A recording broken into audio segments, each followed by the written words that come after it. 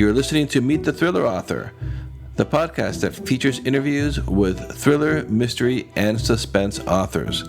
I am your host, Alan Peterson, and today's podcast is brought to you by Audible. Get a free audiobook download and 30-day free trial at www.audibletrial.com/MTTA.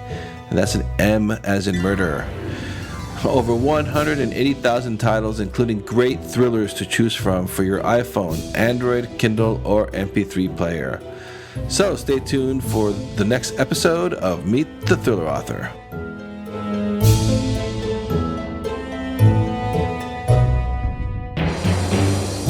Hello and welcome to the latest episode of the podcast. Please join me in welcoming John Ellsworth, a trial lawyer with over 40 years of trial experience who now writes page-turning, best-selling legal thrillers. Excited to talk to John about his work. Thank you for being on the podcast, John. Hi, Alan. Thanks for having me today. You bet. Very excited to have you on the podcast. And I usually get things started by asking guests for a little background information about themselves. So can you get us started with that? Yeah, well, you just said I had 40 years of trial experience, which means I started at the age of 5, so I'm about 45 years old now. A child prodigy. A child prodigy, right. Anyway, I live in California. I write legal thrillers. That's my genre because I practiced law for a long time, and that's all I know how to write. My characters are basically 2 in number. Thaddeus Murphy, who started out when he was in his early 20s, mid-20s, and he's now probably mid-30s, still trying cases and going strong. That's about an 11-book set so far. And then the more recent series that spun off from that is Michael Gresham. That's a 4-book set. And Michael is probably in his mid-50s, has been around the block a few times, and really knows quite a bit about how to get along in courtrooms and so on. So it's not all a mystery to him. And so far, that's my best-selling series. When you started to write these, I understand with a legal background, but the whole thriller, mystery, suspense genre, were you a fan of that as a reader before you started writing these? Yeah, I was. I would read anything John Grisham wrote back then, and I still would, basically. And then, of course, Scott Turow, read everything he's written. Those guys really paved the way for the rest of us. I will say that in regards to people like that, my books tend to have more trial scenes, courtroom scenes in them. And that's probably a result of my having spent so much time in courtrooms. I was a trial lawyer. And basically, I get a lot more, I think, of the thrill out of the courtroom scenes sometimes than I see in other stuff. And so that's kind of where I've made my niche. I think my readers seem to like that. Yeah, I've read a couple of your Thaddeus Murphy books, and it is exciting. You even inside the courtroom, you make it exciting to read. Is that something like with all the legalese? Is that something that was a challenge for you, or is still a challenge to like write a thriller that's legal but not over our heads for us non-legal people? That's a really good question, Alan. And it's a trial lawyer's job to reduce all the legal mumbo-jumbo down to something that, normal people can understand. And I don't say sub-average intelligence people, but just people who aren't trained in the artifice of the law. And so I think having done that for a lot of years, it has translated well for me into writing legal thrillers because I still try to write on that level. I could object that, for example, some hearsay evidence maybe in a will would be objectionable because it was not a testamentary capacity of the person who made the will at the time. And if I said something like that on the page, I would totally lose my reader. Whereas on the other hand, if I say it's hearsay, and just leave it at that, people have seen enough TV that they know what the heck is going on, and that's not a mystery. So part of my job, is to make the really hard things to understand, to try to make them understandable. And a lot of the time I'm doing research myself. There's so much of this stuff that probably I'm learning right along with the reader. And I hope everybody's surprised by that, but maybe they're not. And how long have you been writing fiction? I have been writing fiction since I was probably 9 years old. I wrote all through my years practicing law.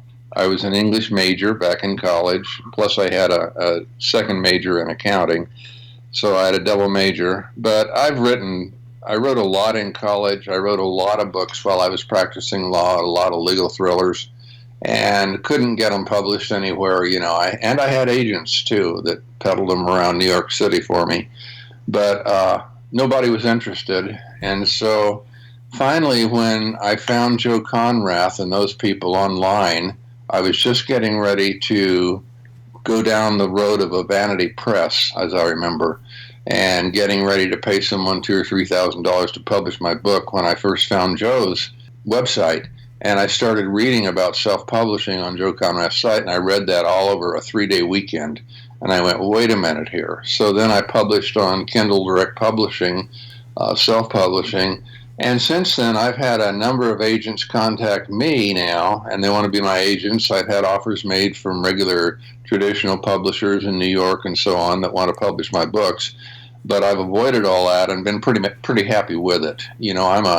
I'm a firm believer in getting 70% of my sales versus the 15 or 20% that a traditional publisher might offer. Yeah, that's an amazing story. And I read when I was doing research for this on you that you've had over 1 million downloads of your books. Yeah, that's amazing. In less than 3 years. Wow. So I got really lucky, Alan. I'll tell you what. I don't know how or why, but when I started out, I was about 4 months into it, and I got my first book pub. And I went, holy cow, how'd this happen? And probably 2 months after that, I got another one. So in, I think, the first 14 or 15 months, I had like 11 or 12 book pubs. And most of them were freebies. So I was giving away anywhere from 30 to 50,000 books, which is included in that number of downloads. And it just seemed like all of a sudden I had a vast readership, a whole big readership. And, of course, the key to that is, and I'll say this to anybody who's interested in self-publishing, is that the number one rule for me is to write something that people want to read. I could have a lot of readers or potential readers out there, but if it's not stuff they want to read, I'm not going to get very far with it. So, that's my first thing, is to write something that I like to read. If somebody else has written it, I'd say, oh, man, this is great. I can't put it down. That's what I aim for. And with the legal background, that was sort of like a merger of writing in something that you want to read, but then using the expertise that you already have in the legal field. Was that something? Was that like a conscious choice that you made, or is that kind of just like you just started writing in the genre and it came out as a legal thriller? Probably the latter, that I just started writing in the genre. I've read a lot of detective fiction. I love Michael Connelly. I love Sue Grafton. There's just a lot of people I really like to read. David Archer. And I've read a lot of it, but it seems like everybody has to have sort of a twist in their fiction. Maybe the main character is in a wheelchair, or maybe it's a woman, or maybe it's a black woman, or maybe it's a transvestite. I don't know. Something that's got a hook to it. You understand what I'm saying? Mm-hmm. And if they can do that, then they have a character that people will consider unique and maybe interesting, because that character will be limited in that respect by which they're defined. Somehow they'll be limited. And so that makes it more of an uphill battle. That makes it more challenging, and so the reader can get more into it. But I never really had that facility to come up with characters like that who were in a way different and have that contribute to the story. It's been done so much that I really don't know how to do it and really differentiate myself. Anymore, I see books come out and it's advertised, ex-CIA, ex-Mossad, ex-FBI, ex-Special Forces. And I'm like, yeah, but I've read that book before. So I'm lucky, really lucky, in that I can go into my legal background and come up with stuff that not everybody can write. And so it's not a real crowded field. And yet it does take a certain amount of expertise in law to write that stuff, I think, if you're going to do justice to it. So I haven't had to create real unique characters. I mean, I've tried to in and of themselves, but I haven't had to go out of the way and give them characteristics that people are going to find appealing in and of itself, if you understand what I'm saying. Yeah, that's an incredible. I don't think it could be really done that somebody doesn't have the legal background in law, at least, could write a legal thriller or a medical thriller if you're not really a doctor. But that's a great asset to have on your on your side. Yeah, Yeah. yeah. You mentioned with John Grisham, so now I have to ask. So is Michael Grisham, is that a homage to John Grisham? Not really. There was a movie, I don't know if you remember, I can't think of the guy's name who was in it, but it was called Michael Clayton. Yeah. And it was, what's his name? Clooney, George George Clooney. Clooney. Yep. Yeah. And that movie really, really impressed me. I thought George Clooney did a great job as Michael Clayton. I thought he was dealing with a kind of suspenseful plot that lawyers can get caught up in. And I thought the way you would see him dealing with the guy who, on the way home, ran over somebody in a crosswalk and he had been drinking, and Michael Clayton comes in as the fixer, and this is what you do.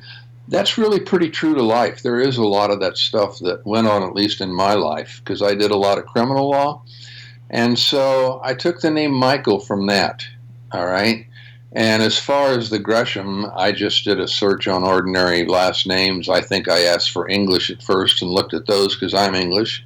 And I found Gresham, and I said, okay, that'll be it then. It really wasn't in terms of playing on John Grisham's name or anything. I didn't have that in mind, no. Oh, so that's kind of cool that you use the same tools like I do, trying to find character names, like go by Exactly. the ancestry or whatever. Exactly. Yeah. And so now, do you find like any of your real life cases ever find their way into your stories, or do you can't go there because of legal stuff, or? I think amalgams find their way in. I'll find something in my mind. Something will come to my mind. A line of cross examination on a police officer, for example. I heard a real old lawyer do this one day. He says, "Would you state your name for the record?" And the cop looked up and he says, "Trooper Lawrence." And the man laughs and he says, "Ho, ho, Trooper, did your mom name you Trooper?" And you remember dumb stuff like that. And so maybe it'll come up later on. And sometimes you remember some really smooth, cool stuff that maybe even you did. There's also a set of books out there called Proof of Facts that I use every now and then that teaches lawyers how to prove certain facts. It takes them through the question and answer rigmarole. So for people who are wondering, sometimes how to get to some of this stuff, that's a pretty good resource too. And do you do a lot of research for your books before you start writing? Not before I start writing, but as I'm writing. I'm not a plotter, by the way. I really write. I'm a pantser. I write by the seat of my pants. I know Libby Hawker wouldn't like hearing that, but she'll give me a pass. I'm friends with Libby. But yeah, I write maybe 2 or 3 chapters, and then I'll get off on something that requires some research, and I'll spend maybe 30 minutes online researching it. And I'm pretty fast, I guess, like everybody is anymore, using Google and Wikipedia and some of that stuff. So that's kind of how I research. Now, I'm getting ready, or I'm in the process of writing a book right now that takes place in partly Berlin and partly in Russia. And I'm seriously thinking of going to those places, of course, to get the feel for it, how people look, how they dress, and so on and so forth, so that the verisimilitude is somewhat connected up in it. Yeah, there's nothing like writing on places that you've been to that you know. It really helps with the with the world. Yeah, exactly. Are your books set in the so are your books set in locations that you're very familiar with, that you've lived in before? Yeah, a lot of Thaddeus is set in Flagstaff, Arizona. I practiced up there for 10 years. And a lot of Thaddeus is set in southern Illinois, where I practiced for about 7 or 8 years. But most of my books other than that are set in Chicago, where I spent the great majority of my time practicing law, both in the state and federal courts. And so that's my best familiarity, I guess you could say. So when you start writing, you get an idea for something. Is that something like on the news? Will that trigger it for you when you start brainstorming what you're going to write next?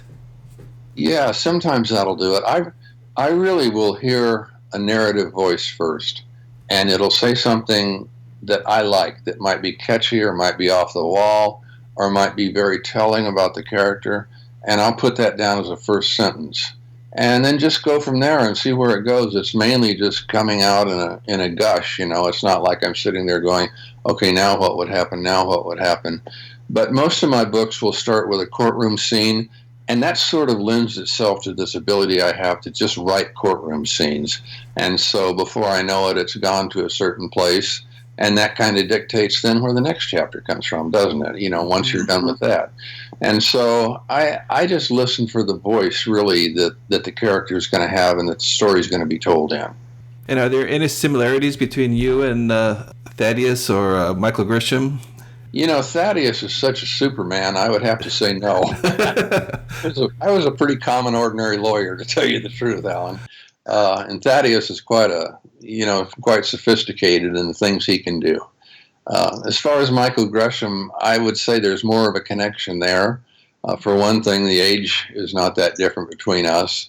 But Michael Gresham is the sort of guy who's been around the block. He's been burned a few times.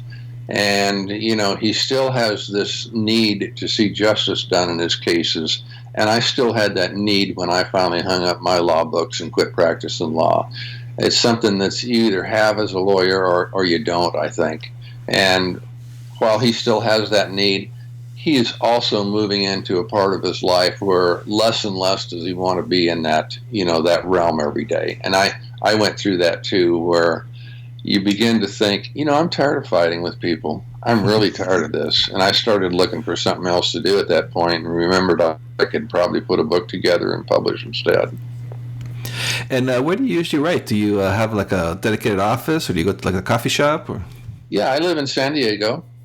Out behind my house, there's another little house. Well, it's a converted garage, actually, with a couple more rooms attached to it. And that's where I write. That's where I'm set up. I have an exercise bike in there. I have this walking treadmill desk.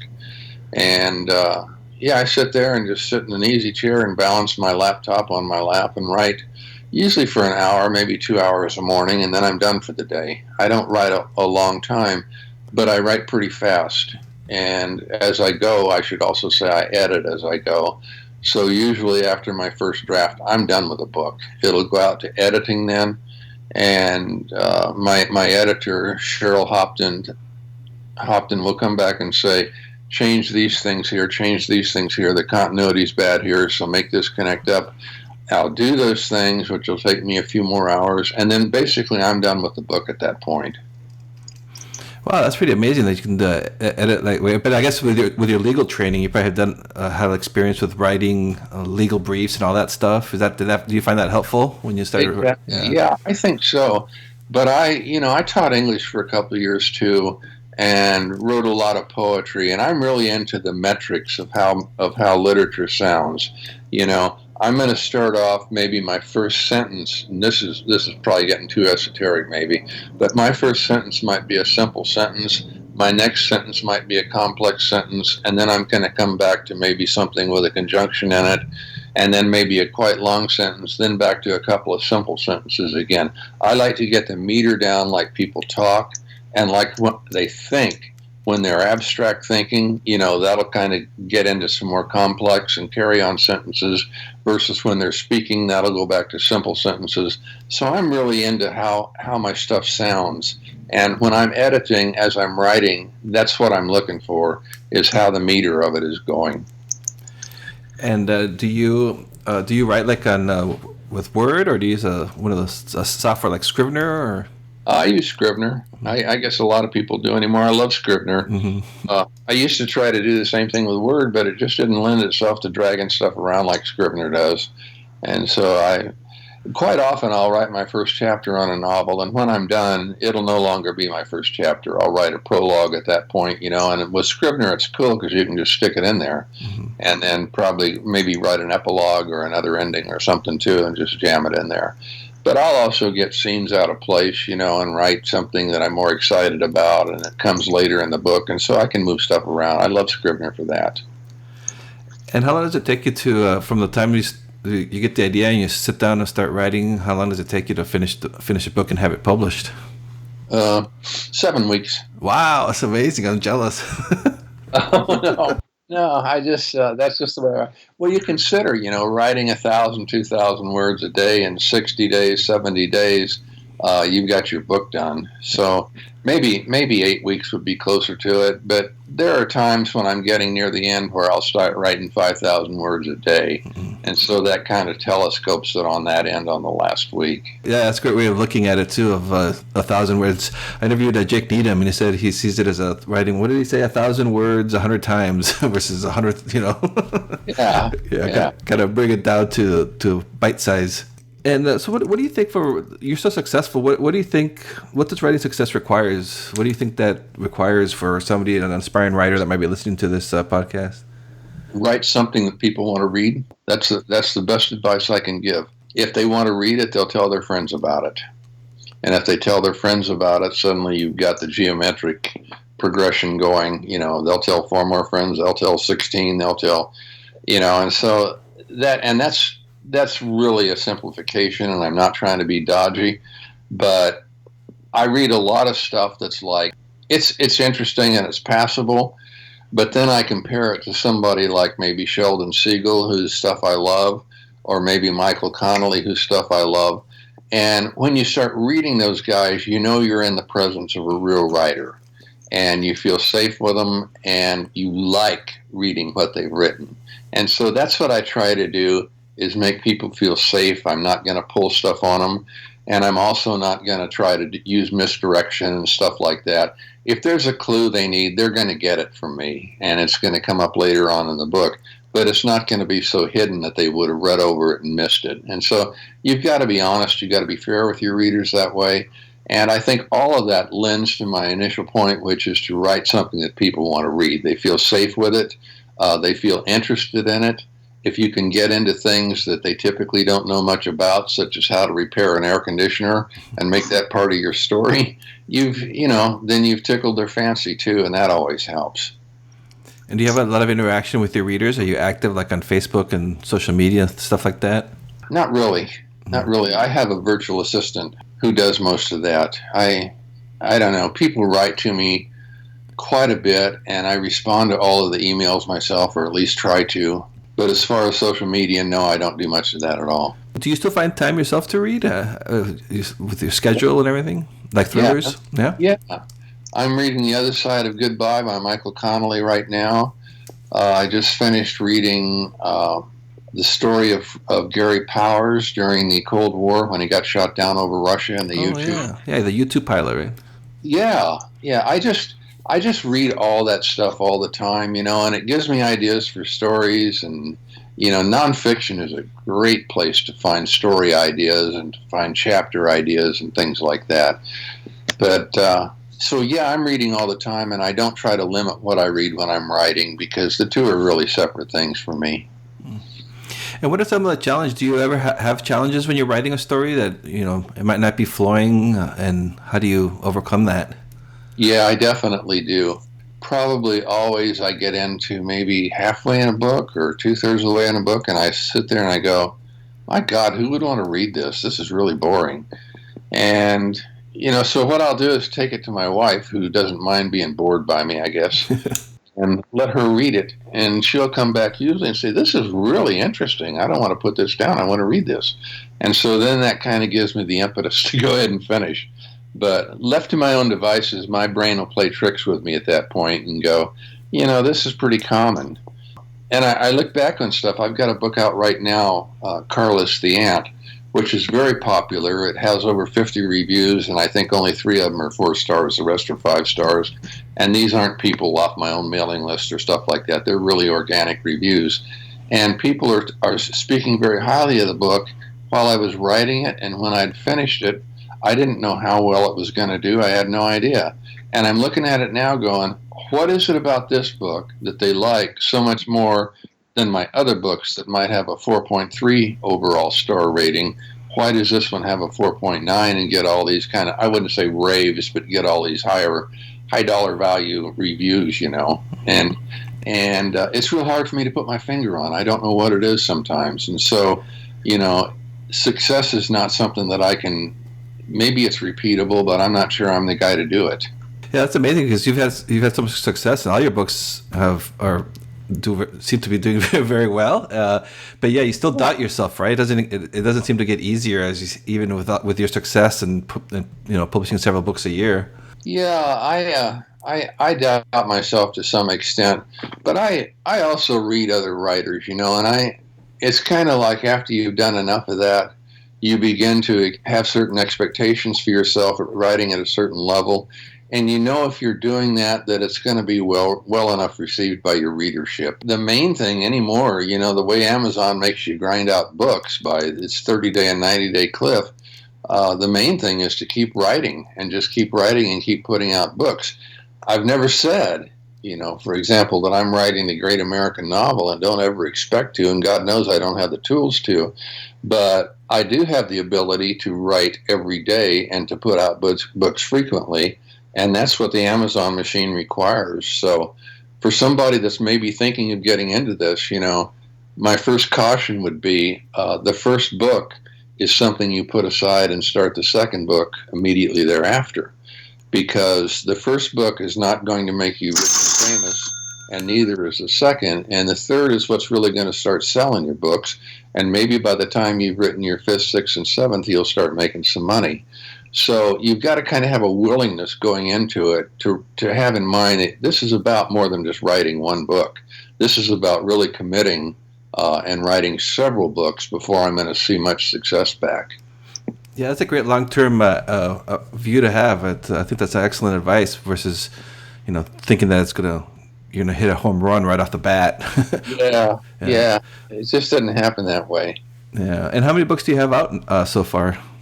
I've got about 17. Yeah, and I've been writing 33 months now since I published my first book. So about a book every couple of months, I guess, something like that. And now you're doing this full time now, right? You're not practicing law anymore. No, I've been doing this full time since I started writing. Well, I had to wind down my law practice that first year, so I wasn't taking new cases, and I was finishing up old cases.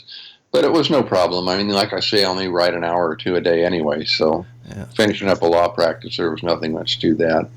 But I've been pretty lucky. I think my first month publishing, I sold maybe 10 books or 12 books, something like that. And after my third month, I became more or less self-supporting. The books caught on pretty fast.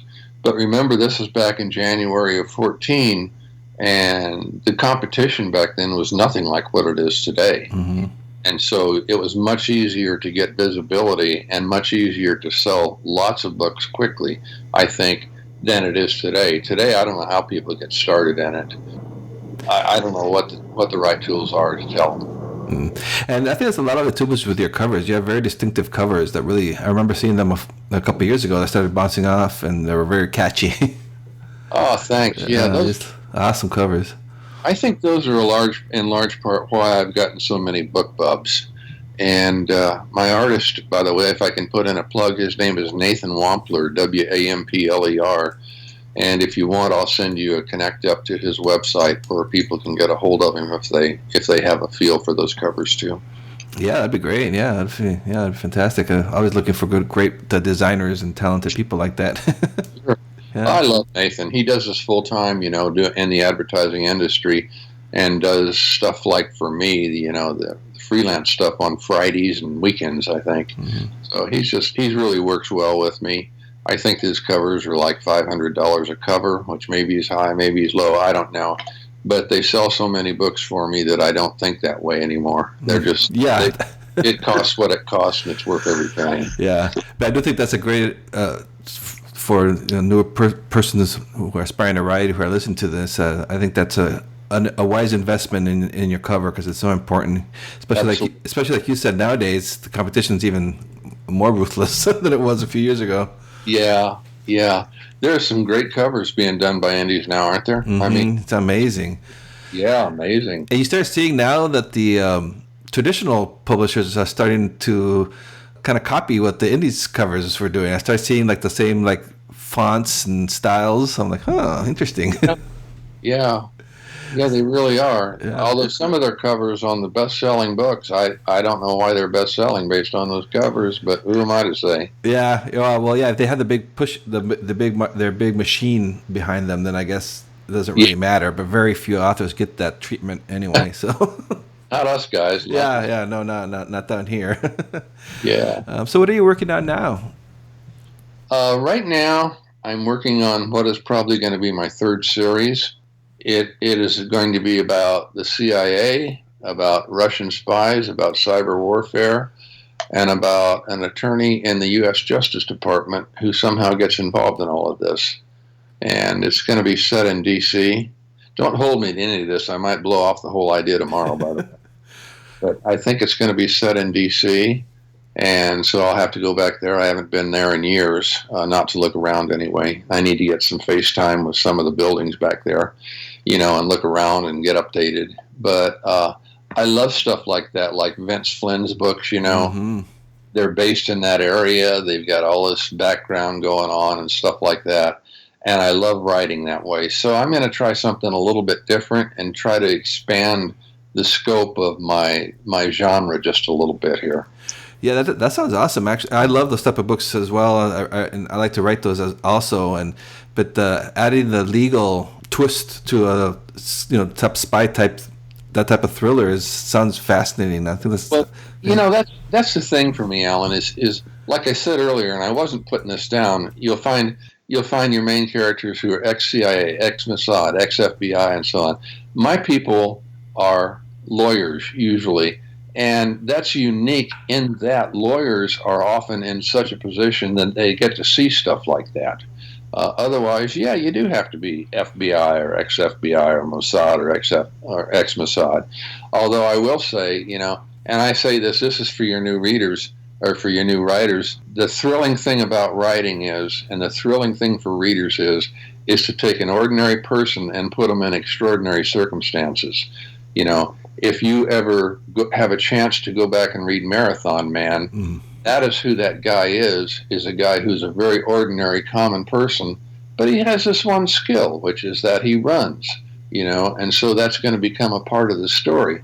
He's got a very strange brother who's an assassin, and is a world-class killer and all that sort of thing, but the guy who basically is the main character in the story is just a nobody, just like the rest of us. And here's this wonderful thing happening to him.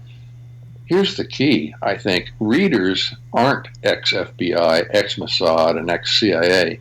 They're like us. They're just ordinary common people, or at least like me. And so I'm going to relate to that main character that's a common, ordinary person that has something extraordinary happen to him. And I'm going to relate and put myself in his or her shoes and say, geez, how would I react in that situation? And I won't be looking at reacting as an ex-FBI agent. I'll be looking at reacting as just plain old John, and say, could I do that too? Would that work for me? So I have a lot more connection with the story when that's going on. Yeah, that's a great point, and that's a great book, by the way, too. The Marathon Man. I can't remember the author's name, but that was a great book and movie, of course. Yeah. I saw the movie first, and then just a couple of years ago, I went back and read the book, and I was just like blown away. It's fantastic. I love that book. Yeah. Okay, well, John, I'm not going to take very much more of your time here. Before I let you go, is there anything else you'd like to tell our listeners? No, really. I'm with a group of 13 thriller writers right now that we've just put out a book called The Thriller 13 that I'd like to put a plug for. It's got D.B. Burkham in it. It's got me. It's got David Archer in it. It's got Mark Dawson. It's got L.T. Flynn, some people like that. And all the proceeds are going to a charity. We're not getting any money out of it. And I think it's going to hit some bestseller lists when this BookBub comes out. So if people are looking for thrillers that they'd really like to take a look at, The Thriller 13 is the name of it, and it's a really, really fun read. I'm reading everybody else right now. Oh, that sounds fantastic. That's some lineup, and it all goes to a great cause. So that's that's amazing. So yeah, I'll definitely for the listeners, when you listen to this, I'll have a link on the website. Oh, thank you. Yeah, but if they go to Google and type in Thrilling 13 to Amazon, it'll pop. I'm sure it'll probably pop right up too, right? Yeah, Thriller 13. Mm-hmm. Okay. All right. Well, great. Thanks a lot, John, for your time. I appreciate it, and it was nice talking to you. Thank you, Alan. I really much appreciate the opportunity. Have a good one. Thank you for listening to this episode of Meet the Thriller Author. I'd like to ask you to please review and rate this podcast over on iTunes. It really helps me get the word out. If you take a few seconds of your time to do that, it would be much appreciated. You can also visit my website at thrillingreads.com/podcast for show notes on this episode, as well as information about the podcast in general. And you can also sign up for my mailing list there. You'll be getting special offers from our guests, as well as information, behind the scenes information on the podcast. And please do visit my author website at alanpeterson.com. I appreciate your support. And so until next episode, I will talk to you then.